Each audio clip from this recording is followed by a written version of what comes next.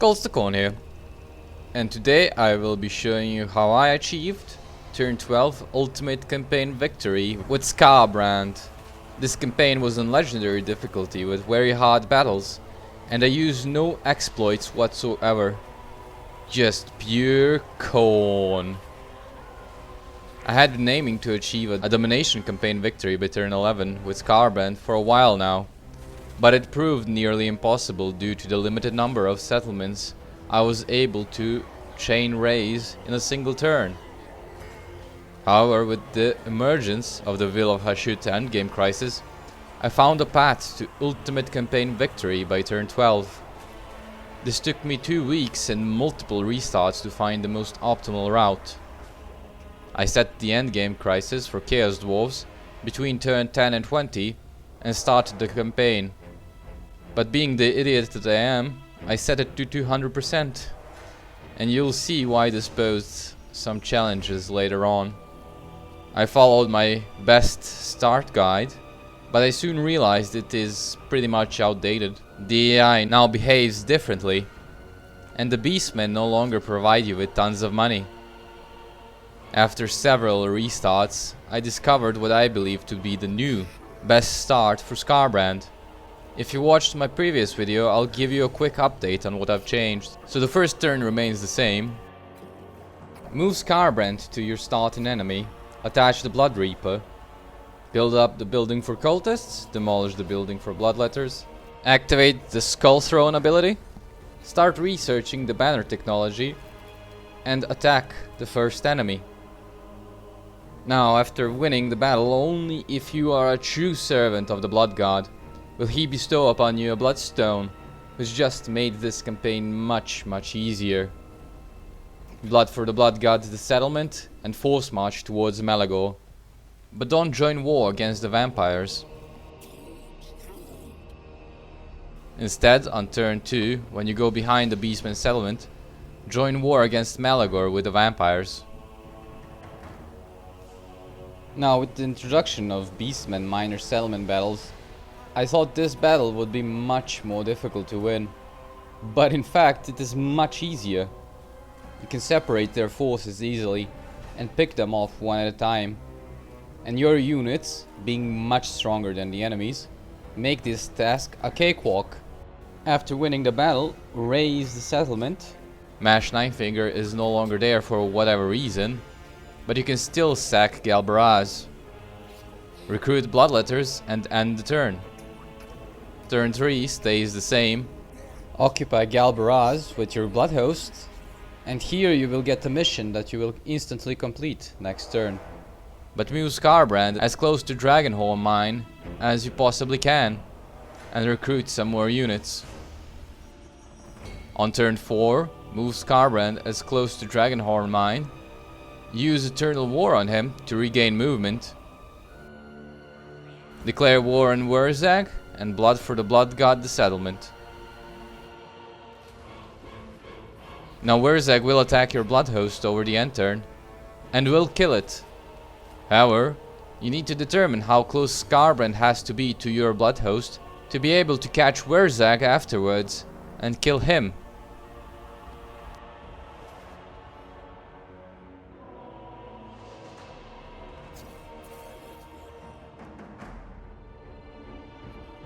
So, turn 5 you will kill Wurzag, any other army you can reach.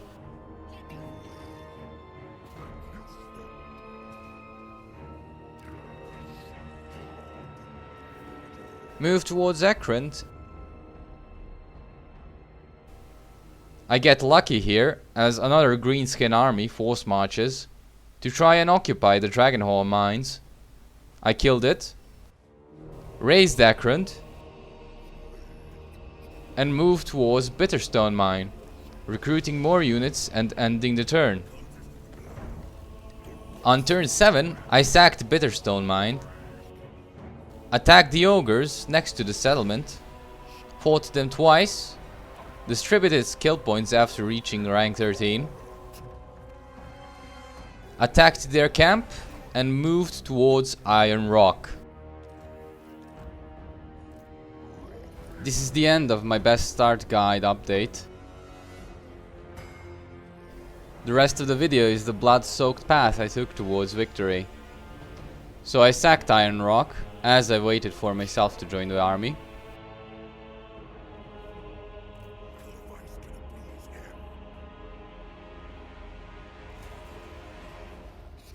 Turn 9 I attached the cultist.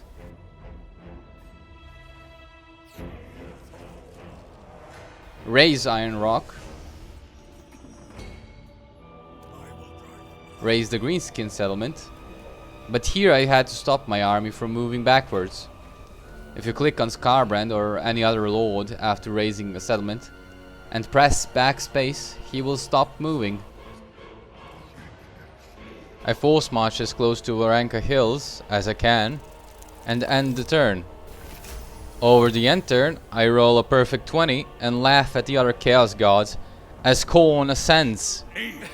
I am strong! I am virile! I am... On turn 10, I raise Varanka Hills. Sack the Forest of Gloom.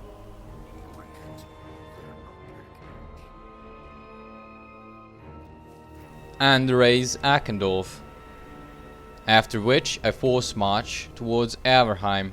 By this point I have been heavily investing into Skarbrand's blue line to get the extra 8% campaign movement range at the end of it, and because I will be needing Lightning Strike later on. The Chaos Dwarf Endgame crisis triggers, and now all I have to do is reach Nagrand and capture the 3 settlement. On turn 11 I can finally use this Kolthron ability again.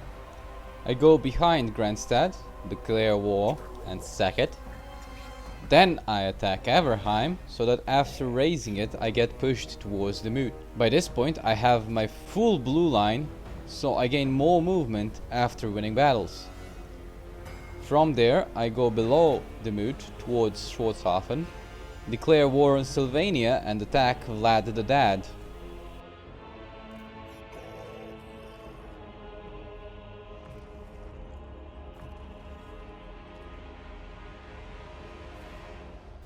After raising the moot I have enough movement to go between Schwarzhafen and Castle Drakenhof. I raise Schwarzhafen. Then I attack the dwarf settlement, just because I can.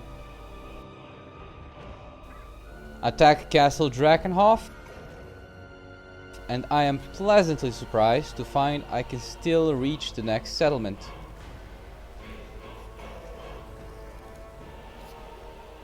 I again use backspace to stop Skarbrand from moving backwards after raising Eschen. I make my way towards Waldenhof and position Skarbrand between it and Essen. I raise the settlement and position Skarbrand between Essen and Griffinwood.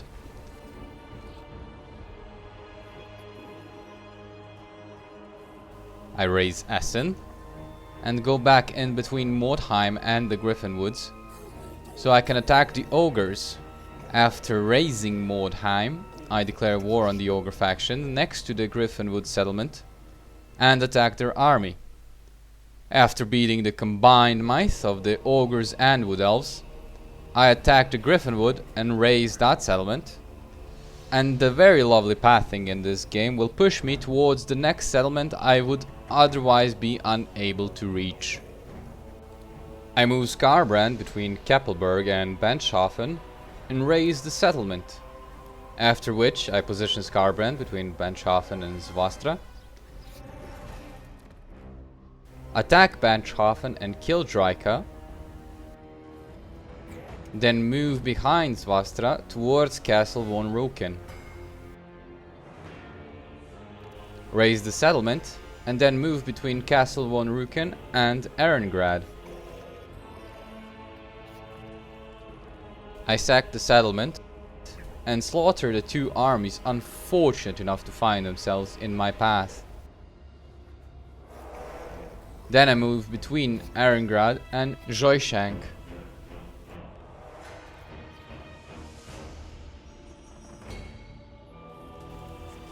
I raise Ehrengrad, then go between Joyshank and Fort Strachov. Raise Joyshank then go between Fort Strachov and Fort Ostrosk, raise Strachov, and move all the way behind Ostrosk toward Prague. Raise Ostrosk with Kostaltin in it. And then I notice Strahd perfectly in between the two settlements. I declare war on him.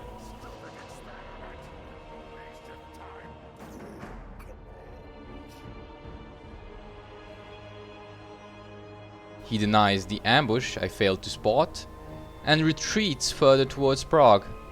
I chase after him, kill him, then go behind Prague and raise it.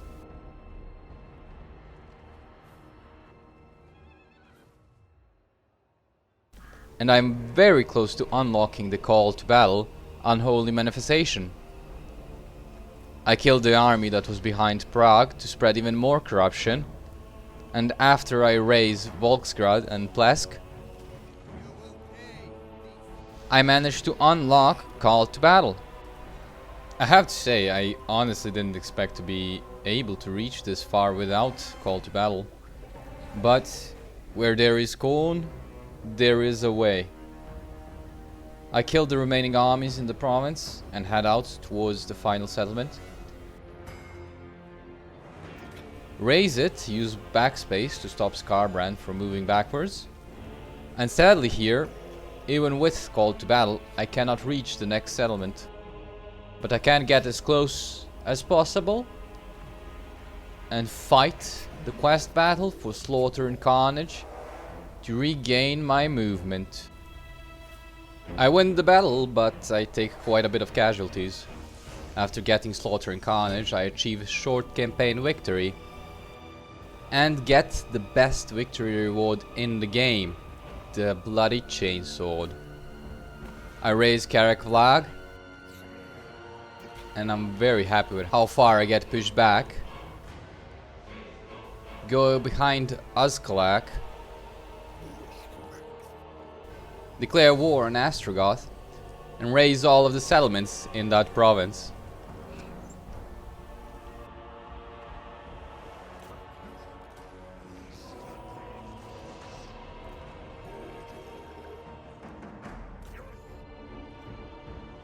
Afterwards, victory is finally within sight, when I am able to reach the Falls of Doom. I raise the settlement and again use backspace so that Skarbrand doesn't move backwards. And when Tsar Nagrand is in sight, I begin to doubt, as I forgot the majority of the Chaos Dwarf units have fire resistance, and Skarbrand's damage is fire damage. Lightning Strike is also much worse in this game, and the Chaos Dwarf's armies have loads of experience and much higher tier units. But since there is nothing more I can do, I begin dismantling their armies one by one. At first it was going well, just being able to deal with their armies with my heroes. But after the first army, my heroes were badly damaged, so in the next battle I had to use my entire army. Exhausted and outclassed, my units barely held together. Many a times did I think I was not going to be able to win the next battle. But when I attacked Tsar Nagrand itself and managed to destroy 2 armies in that battle, 1 unit at a time, with my lord and heroes.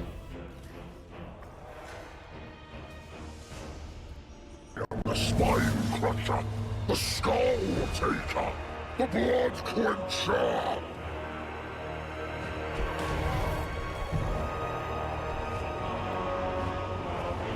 I am violence. I am war. I am wrath. I am rage incarnate.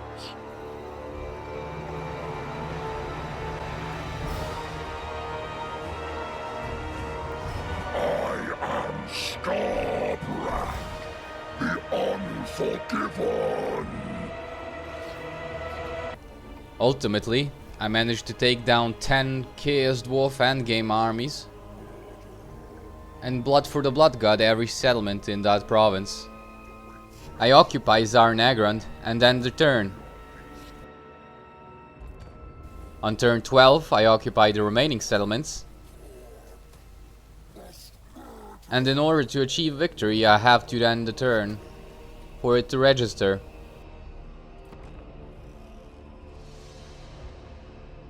But, as you can see, turn 12, ultimate campaign victory.